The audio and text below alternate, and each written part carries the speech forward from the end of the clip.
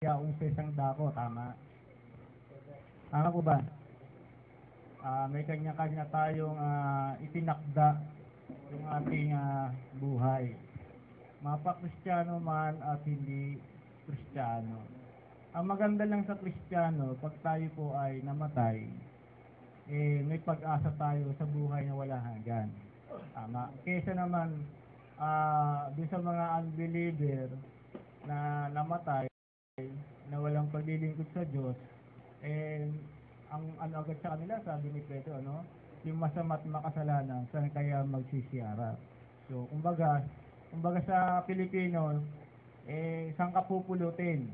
Di ba? Kung wala kang paglilingkod sa Diyos. Kaya mas maganda na yung namumuhunan ka sa Diyos, na meron kang paglilingkod sa Diyos, kasi pare-pares lang naman mamamatay tayo di ba? Alam ng mga buhay na tayo'y mamamatay. So, pare-pares lang. Kay Kristiyano ka, kay hindi ka Kristiyano, darating at darating tayo doon. Pero ang maganda sa atin bilang Kristiyano, pag namatay tayo, malaki ang pag-asa nating makapasok sa kaharian ng Diyos. Tama po ba? So, yun yung isa sa dapat lagi nating nare-realize bilang Kristiyano na sino bang hindi mamamatay? Sabi nga ni Haring David sinong tao ang mabubuhay at hindi makakakita ng kamatayan? Diba? Maliban lamang yung dadatnan ni Kristong buhay. Yun. Hindi talaga makakita ng kamatayan yun. Pero doon sa hindi aabot ng datnan ni Kristo, lahat tayo, sabi ni David sinong tao ang mabubuhay at hindi makakita ng kamatayan? Meron ba? Kahit ikaw na yung pinakamayaman, tiyak yun, mamamatay at mamamatay din yun. Tama. Kahit pa ang bahay mo ay punong-puno ng mga pader, tiyak yun, mamamatay pa rin yun. Tama? So, ang maganda doon, Kristiyano tayo, mamatay man, kaya nasabi ni Pablo, di ba? Kay buhay, kay patay, tayo sa Panginoon. Ano po ba yun? Kaya wag po tayo mawawala ng pag-asa. Kung ano kalooban ng Diyos, lagi tayong let the will be done. Sabi ni Maria, be it unto me. Diba? Gawin nawa ng Diyos kung ano ang kanyang kalooban. Okay, sana hayaan na natin si Brother Nani, yun ay nasa mabuting kamay na yun. Tama po ba? Sabi ng Biblia hawak ng Diyos ang bawat kaluluwa ng may buhay. So, nasa mabuting kamay niyo. Ako nga kung ako lang mas pipiliin ko ng sumapanginoon Di ba? Hindi dahil sa takasan ko yung aking 3 anak. Kundi, napakahirap talaga kasi may tendency tayo, hanggat buhay tayo, may tendency tayo na matukso. Di ba? May tendency tayong mahiwalay sa Diyos. Di ba? Kaya kung ako tatanungin, katulad ng sinabi ni Pablo, mas pipiliin niya mapasa Panginoon na siya Kaya lang dahil sa pangangailangan ng iglesia, pangangailangan ng mga kapatid, kaya binubuhay pa ng Diyos yung mga propeta o yung mga lingkod niya.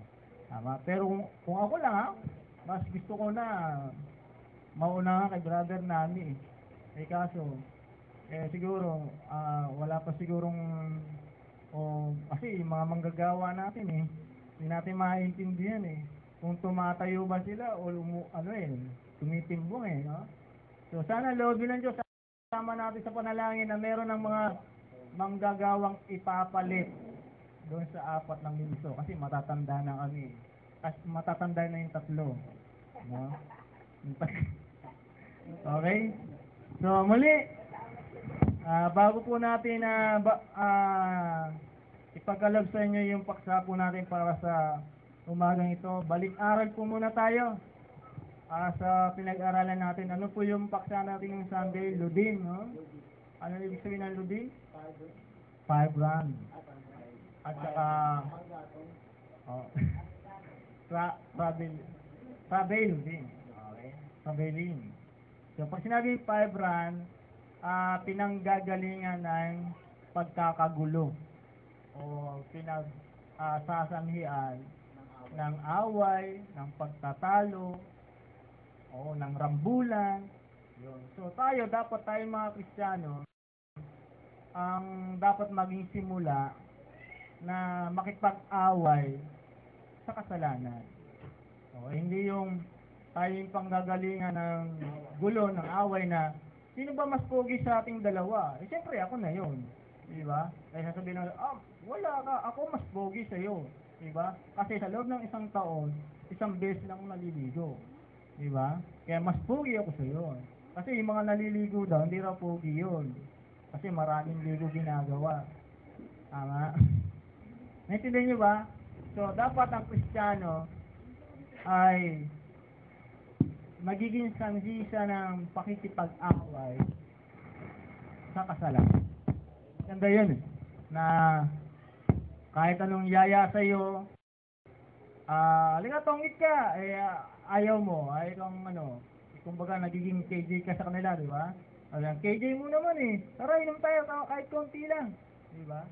Kaya pag nakikipag-away ka at sinaksak ka o pinatay ka, yun ang napakaganda.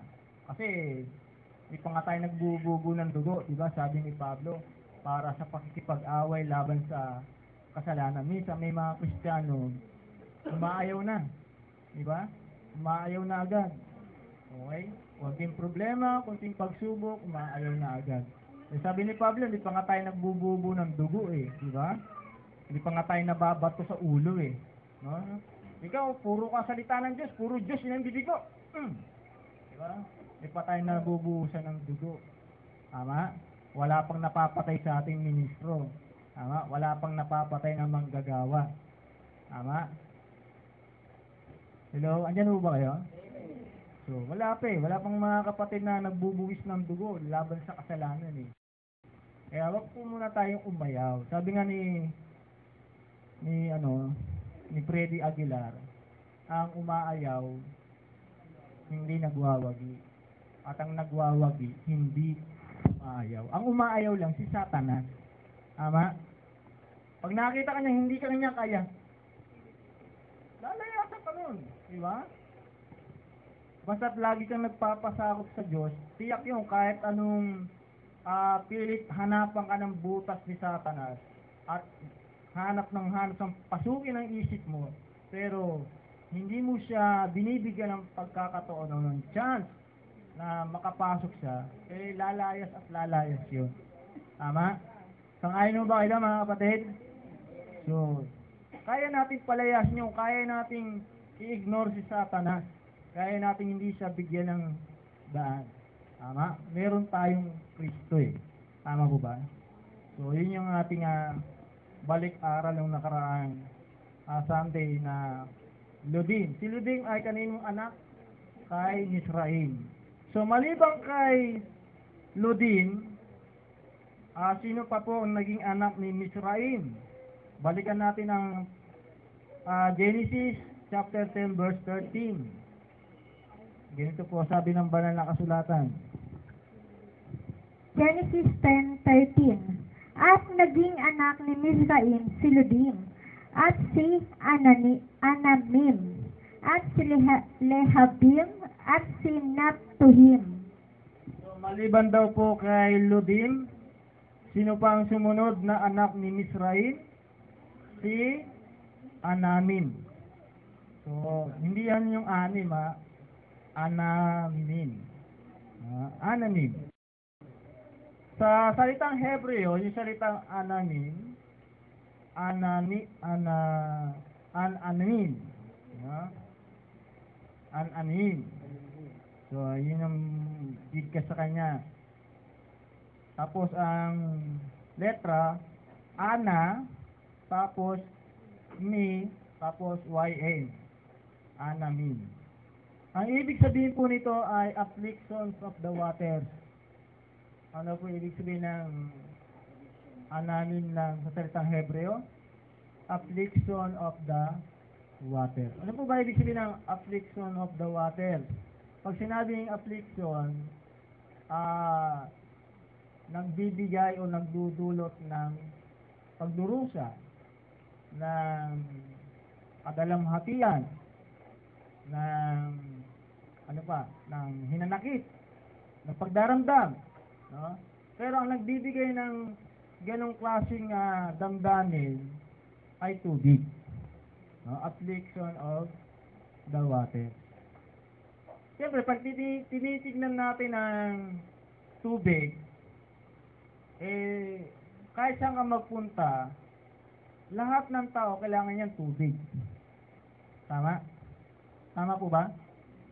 At maski mismo yung isang tao o ang bawat tao, meron siyang tubig sa katawan. Tama po ba?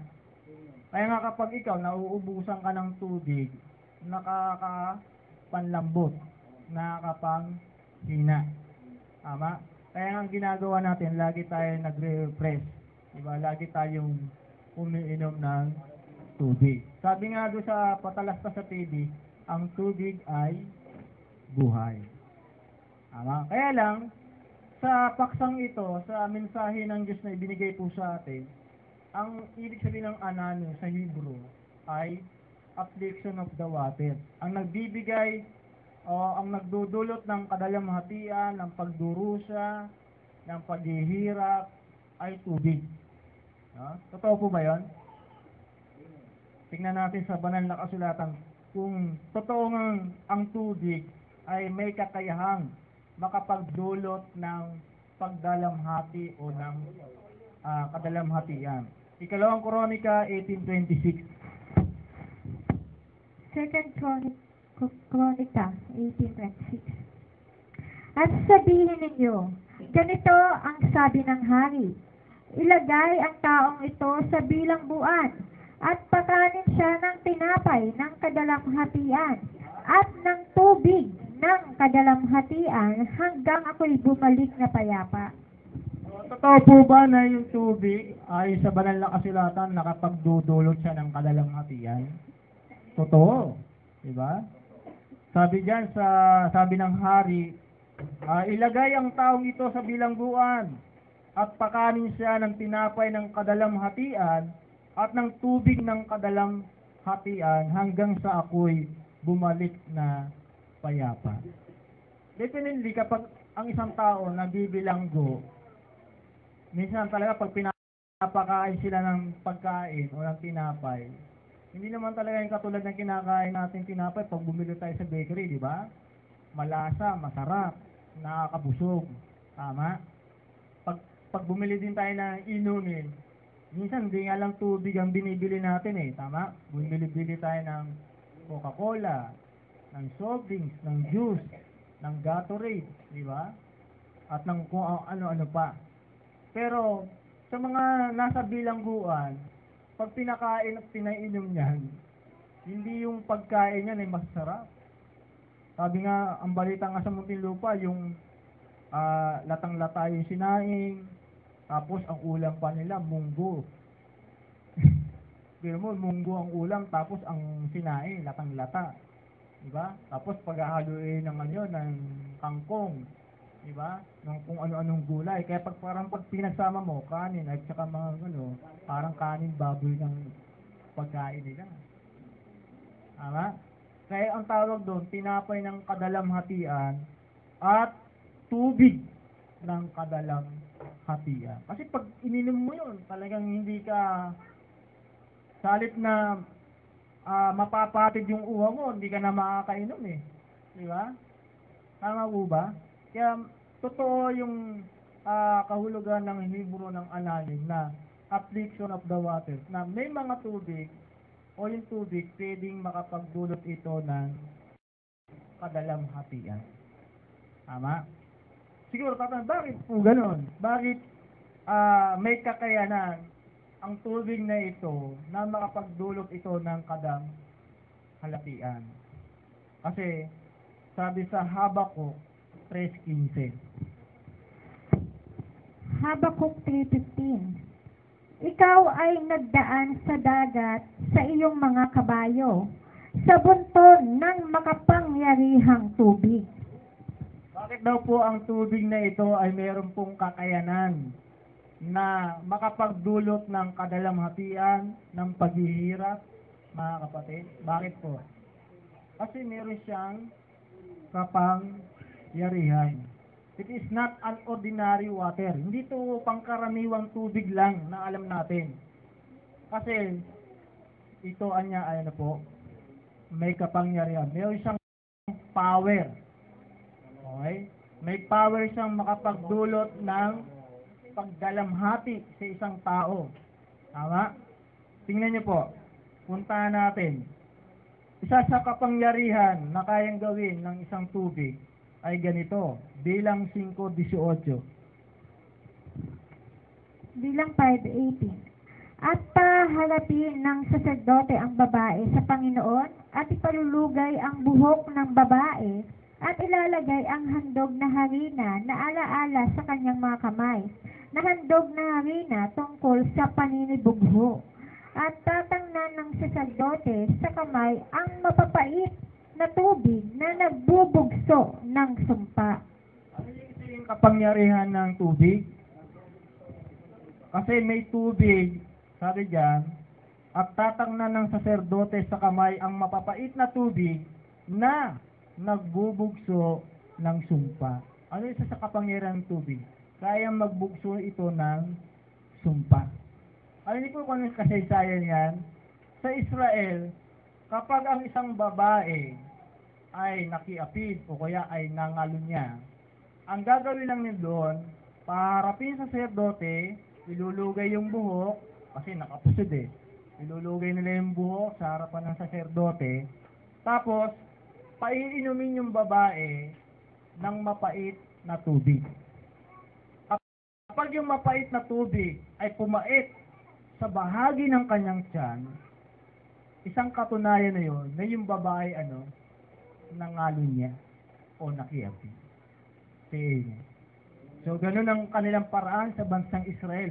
Para mapatunayan mo na ang babae ay nangalo niya, paiinumin siya ng mapait na tubig na nagbubugso ng sumpa. Kaya yung babae na yon, sa pamamagitan ng tubig na mapait, ay nagbubugsuan ng sumpa. Ganon ang kanilang paraan sa panahon ng bansang Israel. Pag sumakit ang tiyan ng babae, bunga ng mapait na tubig, kasi pag wala kang ginagawa, hindi tatalab yung mapait na tubig doon sa babae. Pero pag tumalab, nangangahulugan niya na siya ay nangalo niya. So, isa yun sa kapangyarihan ng tubig. Kaya nitong magbugso ng sumpa. Pangalawa, bilang 8:7. Ang sabi po ay ganito. 8:7 na bilang. Bilang 8:7. At ganito ang gagawin mo sa kanila upang linisin sila. Iwisik mo sa kanila ang tubig na panglinis ng sala at kanilang paraanin ang pang-ahit sa buong laman nila at labhan nila ang kanilang mga suot at sila'y magpakalinis. Ano po sabi ng banal na kasulatan? Ano pa yung kapangyarihan ng tubig maliban sa nakapagbubugso ng sumpa? Sabi, at ganito ang gagawin mo sa kanila upang linisin sila. Iwisik mo sa kanila ang tubig na panglinis ng sala. Ano pa kapangyarihan nun? Holy, sa kanila holy water, no? Ano yun? Yung tubig na ito, kaya nitong makapanglinis ng sala o ng kasalanan. Sa pamamagitan nito, pag nalinis sila sa pamamagitan ng tubig. Kasi sa panahon ng Israel, siyempre alam natin na isa sa paglilinis ng tubig, yung iniwisik yung dugo. Pero ito naman, pag meron din silang kasalanan, ang isang gamit din ng panglilinis ay yung iwisik yung tubig na panglinis ng sala. So may kakayanan ito na ang tubig na ito na makapaglinis ng kasalanan.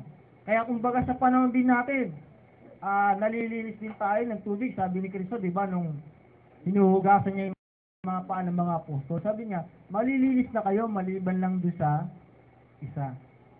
Kaya nga sabi ni Pablo, kayo nalinis na sa pamamagitan ng tubig na may salita.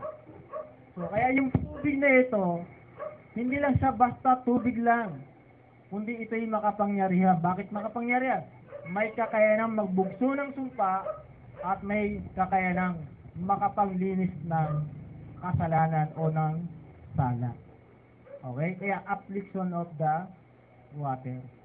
Tanong mga kapatid, puntahan natin yung isang literal na tubig kung paano siya nakapagdudulot ng kadalamhatian. Basahin natin ang Genesis 6:17.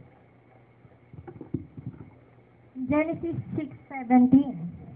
At ako, narito, ako'y magpapadagsa ng isang baha ng tubig sa ibabaw ng lupa upang lipulin sa silong ng langit ang lahat ng laman na may hininga ng buhay, ang lahat na nasa lupa ay mga mamatay.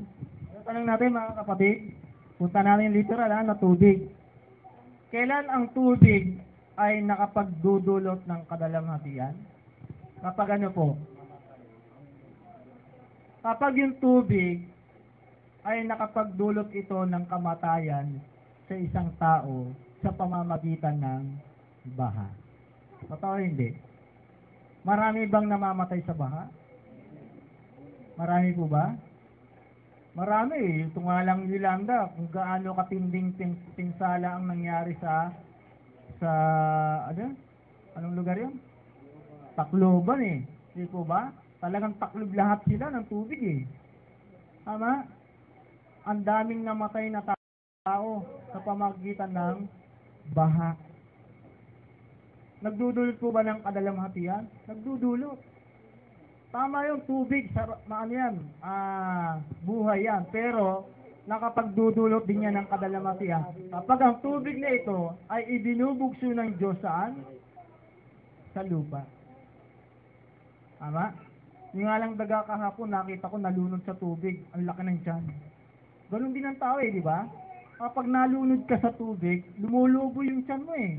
Di ba? Lumalaki, napupuno. Siyempre, pag napuno ka ng tubig, talagang patay ka. Tama? Kaya makikita mo kapag ang daming kalat na taong patay, ang daming kalat na hayop na patay, nang dahil lang sa tubig.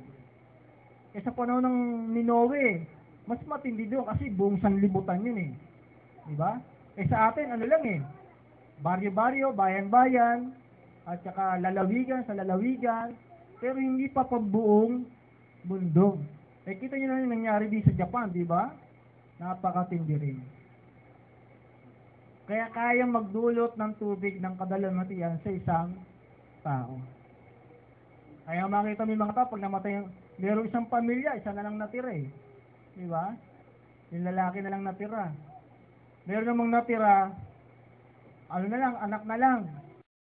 Kuya, ate, mga lolo't lola, tatay, nanay, patay na lahat. Nang dahil lamang doon sa tubig. Hindi kawawa yung bata. Diba? Talang matinding kadalamhatian, yun dumating sa kanya nang dahil lang sa tubig. Tayo mga kapatid, pag tayo namatay sa baha, ano nun? Pwede ba tayong mamatay sa baha? O kaya malunod sa tubig? Ha? Alam mo, nalunod ka sa tubig. Hindi ka nga namatay sa baha, nalunod ka sa tubig. Pwede ba yon? Pwede po ba ng isang Kristiyano mamatay sa tubig? Malunod sa tubig? Mamatay sa baha? Mamatay sa bagyo? Pwede po ba yon? Tingnan niyo si David, ano dalangin niya? Awit 32:6. Awit 32:6. Dahil dito'y dalanginan ka nawa ng bawat isa na banal sa panahong masusumpungan ka. Tunay na pagka ang malaking tubig ay nagsisiapaw ay hindi aabutan nila siya. Amen, mga kapatid. Ano sabi po ng Haring David? Sabi niya, dahil dito'y dalanginan ka nawa ng bawat isa na banal. Bawat isa sa atin, banal po ba? Palakpakan nga natin ang Diyos doon, mga kapatid. Kung banal ka, pag alam mong ang tubig magdudulot sa atin ng kadalan mga tiyan, lalo kapag matitinding mga bagyo, ng lakas ng ulan, di ba? Inuuga yung ating bahay sa pamamagitan ng bagyo, ng ulan. Eh dapat, sabi ni David, dahil dito yan, dalanginan ka nawa ng bawat isa na banal sa panahong masusumpuan ka. Tunay, na pagka mga malaking tubig, ang mga malalaking tubig ay nagsisiapaw, ay hindi aabutan nila siya. Hindi ka pwedeng abutan eh. Pag Kristiyano ka, di ka kayang abutan kahit gaano kalaki yung tubig. Di ba? Yung tinatawag na, tidal waves, yung tsunami. Di ba? Hindi ka niya kayang abutan pag ikaw ay isang Kristiyano. Kasi pag hindi ka Kristiyano, at tiyak yun, abot na abot ka. Say amen. Sabi mo sa katabi natin, huwag ka nawang abutan. Kasi pag inabutan ka, isa lang ang tanong doon, are you a Christian? Diba? Kasi walang Kristiyanong mamamatay sa tubig. Okay? Walang malulunod na Kristiyano. Alam mo, nag-swimming ka. Diba? Tapos nalunod ka sa swimming pool. Tama? Huwag lang mamatay. Kasi pag nalunod ka at namatay ka, patay ka. Oo. Eh kahit hindi ka marunong lumangoy pero hindi ka malulunod at mamamatay. Pero pag nalunod at namatay ka, yun, malaking katanungan sa Diyos yun. Tama? At malaking katanungan din sa atin yun. Bakit namatay yun? Alam ko, Kristiyano yun. Wala nga akong balita na na naliling sa iba yun Diba? O wala man lang nababalita may ginagawang masama doon. Diba? Ba't namatay sa ganong sitwasyon? So, big question yun. Diba? Pag tayo namatay sa baha, namatay tayo sa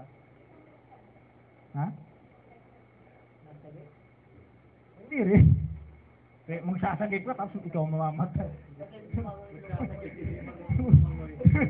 Sasagip ka.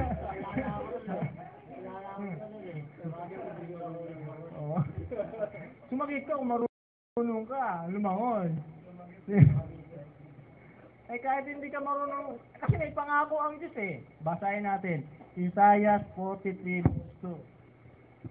Isaiah 43:2. Pagka ikaw ay dumaraan sa tubig, ako'y sa iyo, at sa mga ilog ay hindi ka tatakpan niyaon. Pangako ng Diyos yun Pag ikaw ay dumaraan sa tubig, dumadaan ba ka sa tubig? Paano ka dumadaan sa tubig? Pag bibiyahe ka, papuntang Tacloban. Di ba? May barko. Katulad sa amin, sa Marinduque. First time kong makasakay ng barko na ganun Nakakahilo pala. Tapos makikita mo, mga nagtatalo na yung mga pating. Nakaabang yung mga pating ako pa naman may phobia sa tubig di ba? Awa naman ng Diyos na medyo nababawasan na yung phobia ko Makikita mo yung mga pating, nakaabang lang Dumadaan ka sa tubig, sabi ng Biblia, pagka ikaw ay dumaraan sa tubig, ako'y sa iyo. At sa mga ilog, ay hindi ka tatakpan niya. Pangako ng Diyos yun Maliwanag na pangako ng Diyos yun. Pag ikaw, lingkod ka ng Diyos, spiritual na Israelita ka, Kristiyano ka, bayan ka ng Diyos, lahi ka ng Diyos, tiyak yun. Hindi ka papayagan ng Diyos na malulunod sa tubig at mamamatay. O tatakpan ka ng baha, ng bagyo, ng ulan na malalakas, never. Sabihin natin sa katabi natin, never na mangyayari yun sa buhay ng isang Kristiyano. Okay? Malinaw ba yun mga kapatid? Palakpakan nga natin ang Diyos doon mga kapatid. Walang Kristiyanong mamamatay sa tubig. Diba? Kaya nga kapag alam mo, uminom ka ng tubig, tapos nabilaukan ka at namatay ka, malaking katanungan nyo. Kasi namatay ka sa tubig Diba? Eh, pangako sa'yo ng Diyos, ako'y sa iyo. Pangako ng Diyos yun. Sasamahan ka ng Diyos kapag dadaan ka sa tubig, kapag ikaw ay kahit sa ilog, hindi ka tatakpan. Eh baka, uminom po. Hindi ka ba sasamahan ng Diyos sa pag-inom mo? Tama? Kasi masama yung sa paano na kumakain ka at umiinom ka, sabi ni Ho, ibubukso ng Diyos ang galit sa iyo eh. Eh pag ganon, umiinom ka, pagkatapos mong kumain, uminom ka, at namatay ka, siya lang ibig sabihin nun, yung galit ng Diyos ibinuhos na sa iyo. Habang ikaw ay kumakain o umiinom. Kaya walang mamamatay na Kristiyano sa tubig. Tama? Isa lang ang alam natin, pwede tayong mamatay doon sa bautismo. Say amen. Palakpakan natin ang Diyos doon, mga kapatid. Mayaw ba yun, mga kapatid? Doon lang tayo pwedeng mamatay. Spiritual. Sa bautismo. At ang pinapatay doon ay yung ating mga kasalanan. Okay? So, literal na tubig, hindi tayo mamamatay dyan. Okay? Kasi pangako ng Diyos, ikay sasamahan. Ako'y sa iyo. Amen po ba yun? Okay. Pangalawa, punta natin yung spiritual naman. May spiritual na tubig eh. Na minsan, karamihan sa mga kalalakihan. No? Banggitin na natin yung kalalakihan. Kasi mahihilig ito kasing magganito eh. Kawikaan 19:17. Kawikaan 9:17. Ang mga nakaw na tubig ay matamis, at ang mga tinapay na kinakain sa lihim ay masarap. Sabi ni Solomon, ang mga nakaw na tubig ay matamis, at ang tinapay na kinakain sa lihim ay masarap. Anong klaseng tubig yan? Yung ninanakaw dyan? Mga kapatid. Ha? Anong tubig yung ninanakaw dyan? Na para sa kanila, ito'y matamis. Siguro may kasamang Coco Lumber. Ay, Coco Lumber. Buko. Ha? Coco Lumber, yun. Tao yun. Matamis para sa kanila yung tubig na ito eh. Ha? Soft drinks. Tingnan niya. Punta natin Kawikaan 5:15. Puntahin natin. 5:15 ng Kawikaan. Kawikaan 5:15. Uminom ka ng tubig sa iyong sariling tipunan ng tubig, at sa nagsisiagos na tubig sa iyong sariling balon. Yun eh. Alin yun, mga kapatid? Yung tubig na ninanakaw. Ha? Sa ibang balon kasi ito eh. Ito'y para sa mga mag-asawa. Kasi meron ka ng sariling balon eh. Meron ka na ng iniigiban. Tama? Dapat doon ka lang umiinom, sabi ni Solomon, uminom ka ng tubig sa iyong sariling tipunan ng tubig. At sa nagsisiagos na tubig sa iyong sariling balon. Kaya alin yung ninanakaw na tubig sa mga kapit, ito yung mga lalaki na nambababae. Umiigib sa ibang balon. May balon kami, may asawa ka na. Kaya nga tayo, napakahirap para sa mag-asawa. Kahit may, maliban na lang kung may balon walang tubig. Kaya nga mahirap sa mag-asawa yung malayo eh. Yung nangingibang bayan, napakahirap nun. Diba? Kasi kapag ang lalaki, hindi kayang tumagal ng 2 taon. Diba? Pagpalagay natin, 2 taon. O kaya yung babae. Diba? Kasi karaniwan may mga babae din, nangingibang, nangingibang, may nagpapakuha sa iba eh, ng tubig eh. Oo. Diba? O kaya may mga lalaki, isang araw lang hindi kayang tiisin yung kanyang asawa eh, di ba? Kaya nga merong mga lalaki, inaaraw-araw yung asawa eh. Di ba? Oh. Mahirap yun, mahirap sa mag-asawa yung malayo ang isa't isa. Mahirap yun. Kasi pwedeng makapagnakaw ng ibang tubig. Tama? Kaya nga pinapayo natin, hindi natin pinagbabawal kasi may batas naman tayo, di ba? Yung sa kalooban ng mga ibang bayan sa ibang lupa, pwede naman yung kalooban ng Diyos. Di ba? Kaya hindi natin pinagbabawal. Kaya lang, mas pinapayo natin na sa mag-asawa, huwag talaga silang mga ibang bayan yung isa kasi napakahirap. Baka pwede yung lalaki makapagnakaw ng tubig sa iba. Siyempre, matamis para sa kanya yun. Tama? Kaya nga sabi nila masarap ang bawal. Kung masarap ang bawal, edi kainin mo yung apoy. Masarap pala yung bawal Di ba? Totoo hindi. Sa kanila masarap yun kasi ilang segundo lang yun Di ba? Ilang segundo lang ba kapag nagtatalik ang mag-asawa? Pinakamatagal na siguro mga 10 oras. No? Ha? No, pinakamatagal na yung 10 oras. Pinakamatagal na yun, 10 oras. Walang labasan kasi yun.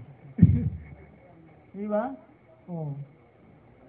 At pwede makapagnakaw. O kaya naman, yung ibang babae naman, dahil wala yung asawa, ang gagawa na lang, magtatawag na lang ng iigid sa kanya, ay, pare, alirito, wala si mister ng ibang bayan, lumayo. Matagal pa ang balik. Di ba? Sa kabilugan pa ng buwan. Habang sa wala pa yung kabilugan ng buwan. Halika kumpare, magsaya muna tayo. Umigid ka muna ng tubig sa balon ko. Yun. Ganun na nangyayari. Okay? Nakapagdudulot ba yun ng kadalamhatian? Oo. Napakasakit sa babae at napakasakit din sa lalaki yun di ba? Kaya nga sa batas natin, kung hindi ko alam kung tama kapag ang lalaki nasumpungan niya yung babae na may nangingibabaw dun sa babae, nadat na niya. Pwede niya alam mo, napatay niya yun, di ba? Napatay niya yung dalawa. Ano siya absuelto siya kasi meron siyang katwiran. Tama? Tama yan, Sister Jane, no? Absuelto yun ayon sa batas ng tao pero siyempre sa batas ng Diyos hindi natin alam kung absuelto kasi kasalanan pa rin yun di ba? Mabigat yun. So sa batas ng tao may absuelto yun. Kaya napakahirap yun, matinding dulot na pighati yun sa lalaki at lalong-lalo na rin sa mga babae. Di ba? May mga babae nga pumapansin, sige, magbisyo ka na, uminom ka na ng ala, magsugal ka na, magbarkada ka na, magbasketball ka na habang buhay, mag-chess ka na habang buhay. Huwag mo nang tanggalin ang mata mo sa chess, titigan mo ng titigan. Okay lang yan. Isa lang ang huwag mong gagawin. Yung ikaw ay bababae. Say. Kasi masakit din yun sa babae. Kung masakit sa lalaki, masakit din yun sa babae. Diba? Kasi nagsumpaan niya kayo sa harapan ng Diyos. Life and death diba? Ano yun? Till death do us part Diba? Habang buhay, magsasama kayo sa hirap at sa ginhawa. Tama? Kaya mo ba yun, Sister Kim? Wala si Brother Jerry sa Cavite. Okay. So, yun naman yung spiritual na na tubig. No? Na karamihan dyan ay ninanakaw. At yung iba naman ay nagpapanakaw ng tubig. Okay? So sa mga kapatid natin may asawa, sabihin nga natin, huwag kang magnakaw ng tubig at huwag kang magpanakaw ng tubig. Yun. Say amen. Isa pa. At pag nanakawan ka, masama yun. Sumpa ng Diyos yun Deuteronomio 28 yun, yung ikaw ay mag-aasawa pero iba ang sisiping sa asawa mo. That is sumpa yun. Okay? Kapag may sumiping sa asawa mo, sumpa ng Diyos yun. Kaya magtanong ka na sa Diyos, Lord, bakit? Diba? Magtanong ka na sa Diyos pag gano'n. Pag nasipingan yung asawa mo ng ibang lalaki. Okay? Sumpa ng Diyos. So, yun yung isa sa spiritual na tubig. Okay? Pangalawa, Amos 8:11. Amos 8:11. narito, ang mga araw ay dumarating, sabi ng Panginoong Diyos, na ako'y magpapasapit ng kagutom sa lupain, hindi kagutom sa tinapay o kauhawan man dahil sa tubig, kundi sa pagkarinig ng mga salita ng Panginoon. Salapan natin ang Diyos doon, mga kapatid. Ng malakas. Ano pa raw po ang spiritual na tubig? Walang iba kundi ang salita ng ating Panginoon. Sabi diyan, narito ang mga araw ay dumarating, sabi ng Panginoon Diyos, na ako'y magpapasapit ng kagutom sa lupain, hindi kagutom sa tinapay, o kauhawan man dahil sa tubig, kundi sa pagkarinig ng mga salita ng Panginoon. So, ang isa pang spiritual na tubig, alin? Yung salita ng ating Panginoon. Darating at darating yung panahon na ang isang tao mauuhaw sa tubig. Aling tubig po yon? Yung salita ng Diyos. Okay? Kasi hindi naman sa lahat ng buong panahon ng ating pangingibang bayan ay makakarinig tayo ng salita ng Diyos. Tama? Alam natin yan eh. Kasi sabi ng Biblia, ipapangaral ang ebanghelyong ito sa lahat ng kaharian. Pagkatapos nito, darating ang wakas. Ano yung wakas yun? Yung wakas ng paglilingkod, yung wakas ng pangangaral. Tama? Kasi susunod na doon alin? Yung Great Tribulation. O makakasumpo ka pa ba no, sa panahon na yon ng mga ngaran? Ha? Kaya nga, hanggat hindi pa ipinagbabawal yung pangangaral ng Ebanghelyo, makinig ka na ng makinig, mag-ipon ka na ng mag-ipon, inom ka na ng inom ng tubig. Kasi darating yung panahon, mauuhaw tayo sa salita ng Diyos. Bakit? Mawawala rin ito eh. Tama? Mawawala ito. Hindi ito panghabang buhay yung pangangaral. Matatapos ang pangangaral ng Ebanghelyo. Kaya hanggat may pagkakataon ka, inom ka lang ng inom. Para pag dumating yung panahon na wala ng salita ng Diyos, at least nakaimbak ka. Tama? Sabi nga natin, at least nakaimbak ka. Okay na yan mga kapatid, at least nakaimbak ka na ng tubig. Tama? Para dumating man yung kauwawan ng tubig, hindi ka mauuhaw kasi nakaimbak ka na. Say amen. Okay? Kasi, sabi ni Kristo, napaka-importante yung merong ang salita ng Diyos. Okay? Bakit po? Kasi darating din yung panahon, yung salita ng Diyos, ito rin yung hahatol sa atin pagdating ng araw. Basa, 12:48 ng 1. John 12:48. Ang nagtatakwil sa akin ay hindi tumatanggap sa aking mga pananalita, ay mayroong isang hahatol sa kanya. Ang salitang aking sinalita ay siyang sa kanya hahatol sa huling araw. So, sabi ni Kristo, ang nagtatakwil sa akin at hindi tumatanggap sa aking mga pananalita, ay mayroong isang hahatol sa kanya. Ang salitang aking sinalita ay isang sa kanya hahatol sa huling araw. Mga pagdudulot ba yung salita ng Diyos ng kadalamhatian? Totoo. Magdudulot sa iyo yun eh. Pag hindi ka tumatanggap ng pananalita ni Kristo, ayaw mo, pagdating ng araw, sobrang dalamhati ang gagawin sa iyo ng Diyos. Dahil hindi mo tinanggap yung kanyang salita. Tama? Kasi, pagdating ng araw, yun yung hahatol sa iyo eh. Yung salitang sinalita ng ating Panginoong Hesukristo. Ano ba narinig natin? Ano ba ang narinig natin? Ang dami na nating narinig eh, di ba?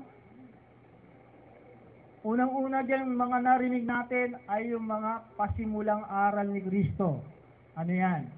Magsisi ka, magpabautismo ka, mag-abuloy ka, huwag mong pabayaan ang pagkakatipon, mahalin mo ang kapatid, tama? Ano pa yun? Magpatawara, mga basic yan, yung mga pasimulang aral ni Kristo. Alam na natin yan. Tama? At ang ginawa po sa atin ng Diyos, dinagdagan tayo. Yung mga malalalim na aral. Malalalim kasi marami. Diba? Ano yung mga malalalim na aral? Mr. Jerry, alam pa ba natin yung kabayo? Ha? Oo. Yung mga Kristiyano, kabayo yan. Oh, hindi alam ng mga kapatid yan. Anong iba? Huwag ganun. Ha? Mamaya, pagdating ng araw, pag-aaralan natin yung baboy. Alam mo, yung baboy, ano din eh, isa sa masamang kahulugan ng baboy, yung kayang pasukin kasi ng demonyo. Tama? Kaya yung mga baboy na, kasi Kristiyano, baboy din eh. Pero nahugasan na. Kaya lang kapag baboy kasi, bumabalik pa sa usali. Kaya baboy talaga siya. Okay? So, may aral din sa baboy. Okay? So, kapag kung ano yung narinig natin na salita ng ating Panginoon Diyos, pag yun ay pinabayaan at binaliwala natin, yun yung hahatol sa atin sa huling araw. Tama ba yun, mga kapatid? Tama, mali? Hello, andyan ba kayo, mga kapatid? Kaya, ano tayo punong-puno na tayo sa mga aral ng Diyos eh. Pero pag yung aral na yun ay pinabayaan natin, hindi naman kami hahatol. Even Christ, hindi naman siya hahatol eh. Sabi niya, merong isang hahatol. Alin yun? Ang salitang ating sinalita, ang siyang hahatol sa kanya sa huling araw. Yeah? Kaya hindi man kayo natatakot sa Diyos, matakot kayo sa kanyang salita. Kasi narinig niya eh. Tama? Kaya nga tayo, pag hindi pa, alam mo, may mga doktrina tayo, pero hindi pa narinig ng mga kapatid, bagamat kasalanan yon, pero may may patawad, kasi hindi pa naman niya narinig. Pero narinig mo na. Diba? Gaya na sa tungkol sa damit, pagsuot ng damit, narinig na natin yon. Napapabaya pa tayo sa ganun. Pagdating ng araw, yun ang ihahatod sa atin ng Diyos. Diba? Ano ba sabi sa iyo nung nasa lupa ka? Diba? So, yun ang makapagdudulot sa atin yon ng kadalamhatian. Kailan? Kailan magdudulot yung salita ng Diyos ng kadalamhatian sa isang Kristiyanong katulad natin o sa isang tao? Mga kapatid, kailan po? Ha? 2 Tesalonica 1:8 hanggang 9. 2 Thessalonica 1:8-9. Na maghihiganti sa hindi nagsisikilala sa Diyos at sa kanila na hindi nagsisitalima sa Ebanghelyo ng ating Panginoong Hesus, na siyang tatanggap ng kaparusahan na walang hanggang kapahamakang mula sa harapan ng Panginoon at mula sa kaluwalhatian ng kanyang kapangyarihan. Naku, huwag naman mangyari sa atin yan, mga kapatid. Kailan magkakaroon ng kadalamhatian yung salita ng Diyos na tubig? Kailan siya nagdudulot ng kadalamhatian? Pag hindi mo tinatanggap, pag hindi ka kumikilala, hindi ka tumatalima sa Ebanghelyo ni Kristo. Tatanggap ng kaparusahan na walang hanggang kapahamakang mula sa harapan ng ating Panginoon. Yun yung tinatawag na eternal na dalamhati. Ha? Napakatindi nun kasi walang hanggang kapahamakan yun eh. Tama? Yung mga pagsubok natin dito, may hangganan yan. Tama? Pag namatay na tayo, tapos na yung pagsubok eh. Tama? Kaya nga, minsan sabi ni Solomon, mas maigi yung kaarawan ng kamatayan kaysa kaarawan ng kapanganakan. Di ba?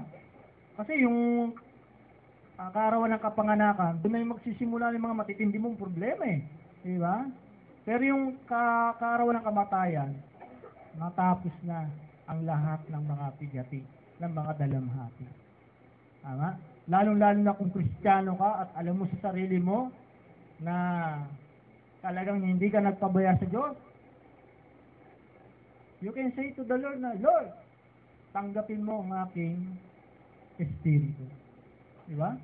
Pwede mong masabi yung sinabi ni Pablo, Lord, natapos ko na ang aking kurso. Iningatan ko ang aking pananampalataya. Diba? Ako'y nakipagbaka ng mabuting pakikipagbaka. Diba? Pwede natin masabi yun sa ating Panginoon Diyos. Pero, pag yung tubig na salita ng Diyos, tinanggihan natin, inayawan natin. Ako nga, isa sa nakita ko kay kapatid na nani, kapag nagkakamali siya, itong mga nagdaan, di ba? Kahit na nagkakamali siya, pero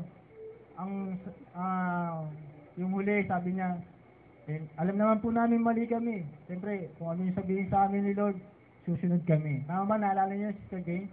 Diba? Yun ang maganda eh. Diba? Na kahit alam mong mali ka, nagkamali ka, nakagawa ka ng pagkakamali, pero mas maganda, marunong kang tumanggap kung ano yung sasabihin ng salita ng ating Panginoon. Say amen. Palakpakan nga natin ang Diyos doon, mga kapatid. Napakaganda nun. Kasi, pag tayo ay hindi tumatalima sa Ebanghelyo o sa salita ng ating Panginoon Diyos, patay tayo. Napakalaking dulot na pagdalamhati o kadalamhatian ang idudulot ng salita ng Diyos na tubig sa buhay ng isang tao. Kaya napakadelikado ng mga unbeliever. Nakakaawa. Diba? Nakakaawa, nakakalungkot. Kasi ito ang kanilang kahantungan. Hindi kumikilala sa Diyos, hindi tumatalima sa Ebanghelyo, sa ating Panginoon Jesus, tatanggap ng kaparusahan. Anong klaseng kaparusahan? Walang hanggang kapahamakan. Walang katapusan yun. Dito sa mundo ito, lahat ng bagay ay natatapos. Lahat ng bagay may katapusan. Tama? Mas maganda na yung nandito tayo, may katapusan, kaysa nandun tayo, walang hanggang kapahamakan. Sangayon mo ba kayo mga kapatid? So, yun ang napakalaking dulot na affliction ng tubig sa buhay ng isang Kristiyano at ng isang tao. Okay? Kaya, bilang mga mananampalataya, mga kapatid, para sa iyo, para sa akin, para sa ating lahat, ano para sa iyo ang tubig? Ha? Maliban doon. Basahin natin. Awit 42:1. Awit 42:1. Kung paanong humihingal ang usa sa pagkauhaw sa tubig ng mga batis, gayon humihingal ang aking kaluluwa sa pagkasabik sa iyo, O Diyos. Bilang mga Kristiyano, ano para sa atin ang tubig? Ano sabi ni David? Kung paanong humihingal ang usa sa pagkauhaw sa tubig ng mga batis, gayon humihingal ang aking kaluluwa sa pagkasabik sa iyo, O Diyos. Ano para sa atin ang tubig?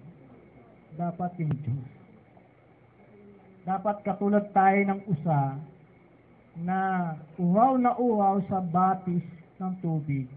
Dapat ganun din yung ating kaluluwa. Di ba? Dapat para sa atin yung tubig na ito yung Diyos. Di ba? Tama? Every day, every morning, dapat ganito tayo kasabik. Humihingal tayo. Hindi yung humihingal tayo sa ibang babae. O kaya, humihingal tayo sa pagsigaw ng bingo! Di ba? Ito pala, inatake na. Tama? Sabi nga ni David sa awit 63:1, basahin natin dito. O Diyos! O Diyos, ikaw ay Diyos ko. Hahanapin kitang maaga. Kinauuhawan ka ng aking kaluluwa.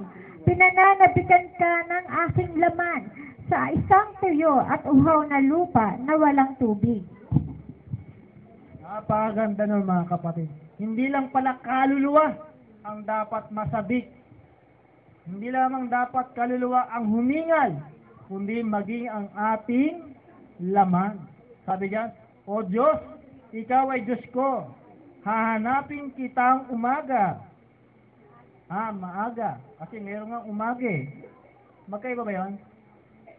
Magkaiba yung maaga sa umaga. Halimbawa, 9:30. Maaga yun eh. Kaya dumating ka ng 9 o'clock, maaga yun. Eh dumating ka ng 9:31, umaga na yun. Diba? Tama ba? Kasi 9:30. Parang tayo. Ang ano natin namang gagawa, 9:15. Dumating tayo, 9:15 and 30 minutes. Maaga pa yun. Ha? 30 seconds. 30 seconds. Umaga na yun. Tama?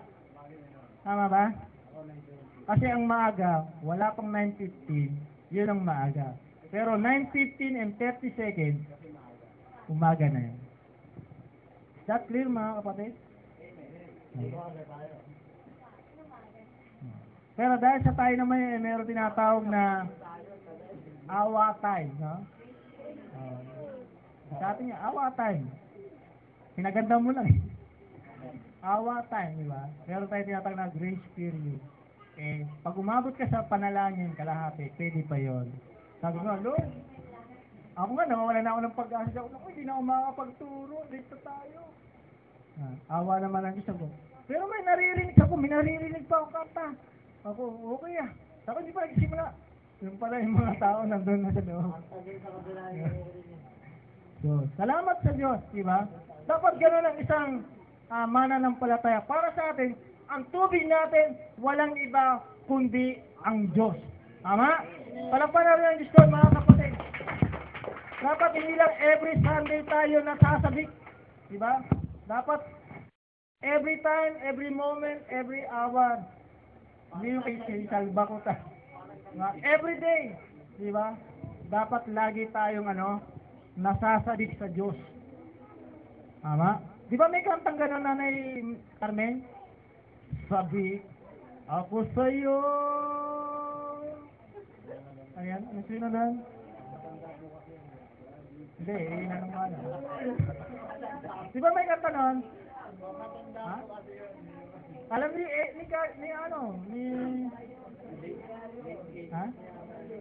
Alam ni kaya. Ano ba kasi nun? Sabi ako sa'yo, aking mahal, halika na sa piling ko. Hinahanap-hanap ang pag-ibig mo. Parang passion eh. Okay? Dapat ganun din tayo. Di ba? Antayin eh, di ba? Sabi ni David, O Diyos, ikaw ay Diyos ko, hahanapin kitang maaga. Di ba? Parang lang yun eh, parang si Jerry at si Kim. Lagi silang naghahanapan. Di ba? Oo, lagi naghahanap si Kim. Dapat ganun din tayo sa Diyos. Kasi gusto natin ng tubig, gusto natin mapatid ang ating uhaw.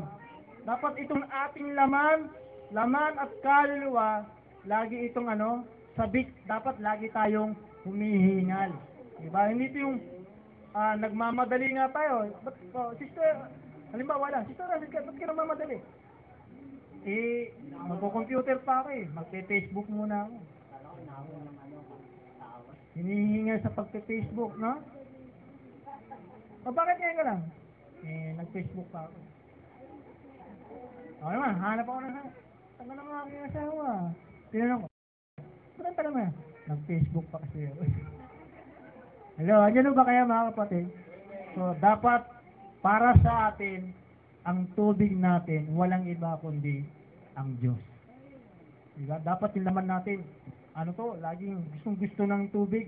Diba? Kasi pag may tubig ka sa laman, sa kaluluwa, ay tiyak ko, si Satanas hindi lalapit sa iyo. Diba? Mga demonyo, ang hanap niyan yung walang tubig. Tama? Diba? Sabi doon sa Lucas, pag nakalabas doon sa isang tao, humahanap siya ng dako na walang tubig. Tama? Pag nasumpungan si kapatid na Edwin, may tubig. Layas yan. Diba? Bakit? May Diyos eh. Di ba? Malulunod siya ron eh. Di ba? Ganun ang mga demonyo. Ang hanap nila, yung mga dako o mga taong walang tubig. Sa madaling salita, mga taong walang Diyos. Ha? Yung mga taong pagising sa umaga, bratatatatatatat, inom ng alak, di ba? Pagdating ng tanghali, bratatatatatatat, inom ng tanghali, di ba? Pagdating ng hapon, merienda, bratatatatatatat, tapos inom na naman ng hapon. Pag matutulog na lang, bratatatatatatat, di ba? Na ang bunga nga, hindi tumitigil, di ba? Tapos, huwag nyo nang kilalanin. At baka makakilala pa. Say amen, mga kapatid. Dapat ganun din tayo sa Diyos. Palakpakan po natin ang Diyos din, mga kapatid. Okay? Isa pa, Gawa 2:37. Ano pa para sa atin ang Diyos o ang salita ng Diyos?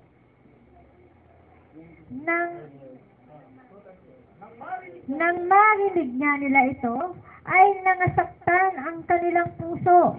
At sinabi kay Pedro at sa ibang mga apostol, mga kapatid, anong gagawin namin? Ano pa para sa atin ang tubig na ito? Diba? Ang tubig, spiritual, salita ng Diyos eh, diba? Siyempre, higit sa lahat yung Diyos. Minsan, ang tubig talaga, nakakasakit pa to, hindi? Nakakasakit sa puso, diba? Lalo nga pag natamaan yung ego natin, diba? Yung mga ginagawa natin mga pagkakamali, pagkakasala. Pero kapag tayo nasaktan, anong gagawin dapat? Anong sasabihin? What shall we do? O what shall I do? Diba? Kung halimbawa, ikaw. Dapat para sa atin, yung tubig na ito, mga kapatid, pag tayo nasasaktan, ang dulot nito ano? Ha? Kagalingan. Diba? Pagkilala. Dapat nagdudulot ito sa atin na ng pagbumuni-muni. Di ba? Nakapagbibigay sa atin ito ng anong tawag doon? Meditation. Di ba? Tama, nagkamali ako. Ano ba gagawin ko? Di ba? Late ako, nasabihan tayo. Namagalit ba tayo? Nasaktan ka. Anong gagawin mo? Aray. Diba? Minsan kasi, pag napagsabihan tayo, ang sinasabi naman sa atin, salita ng Diyos, nasasaktan tayo, tama? Masakit talaga eh. Diba? Nakakasakit talaga ang tubig na ito. Pero dapat, pag nasasaktan tayo, dapat nagbibigay sa atin ito ng meditation, saka realization. Diba? Dapat gano'n ang isang mananampalataya. Na kapag nasaktan tayo, nakarinig tayo ng salita ng Diyos, dapat ang tanong agad natin, anong gagawin ko ba para mapatawad ako ng Diyos, maituwid ko ang aking pagkakamali, tulungan mo ako, ano gagawin ko? Diba? Maging gabay ka sa akin. Diba? Hindi yung nasabihan ka, aawayin mo pa yung nagsabi. Tapos babalik, ikaw nga rin yun eh. Nagtutungit ka pa nga, naninigarilyo ka pa nga. Diba? Meron ganun eh, di ba? Meron nga akong kakilala, sabi. Sinabihan, meron nga akong kakilala eh. Tagal naman nananampalataya. Pero umiinom pa ng alak. Oh. Ikaw ang kinokorek. Dapat wag mo ibabalin yung correction sa iba. Dapat, pag nasaktan ka, anong gagawin ko para mapatawad ako? Diba? Para maituwid ko ang pagkakamali. Dapat nandun tayo sa meditation, at saka realization. Diba? Madali ang tandaan eh, diba? NNR. Diba? Oh, parang NBA lang yan, madaling tandaan. Say amen. Okay? Pangatlo. Unang Korinto 15:1-2. Ano pa para sa atin ang tubig? Una, siyempre, ang Diyos. Pangalawa, yung makapag-realize ka pag nasaktan tayo sa mga mali natin. Pangatlo, unang Korinto 15:1-2. Ngayon, ipinatatalastas ko sa inyo, mga kapatid, ang ebanghelyo na sa inyo'y aking ipinangaral, na inyo namang tinanggap, na sa naman inyong pinananatilihan. Sa pamamagitan naman ito'y ligtas kayo, kung matyaga ninyong iingatan ang salitang ipinangaral ko sa inyo.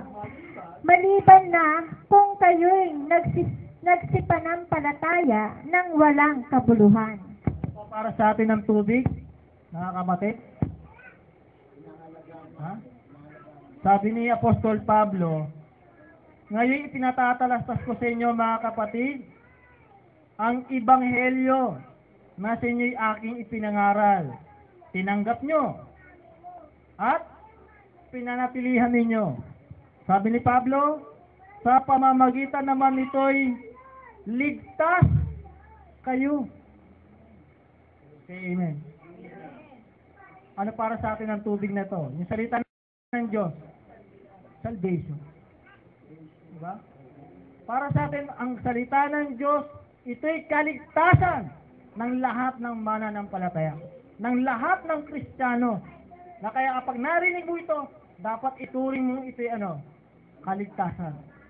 Pag narinig mo ito, ililigtas ka nito. Tama? Saan ka ililigtas? Doon sa walang hanggang kapahamakan. Tama ba yung kapatid na Troy? Diba? Dapat para sa ating kaligtasan ito. Napaka-importante nito. Sino ayaw ng kaligtasan?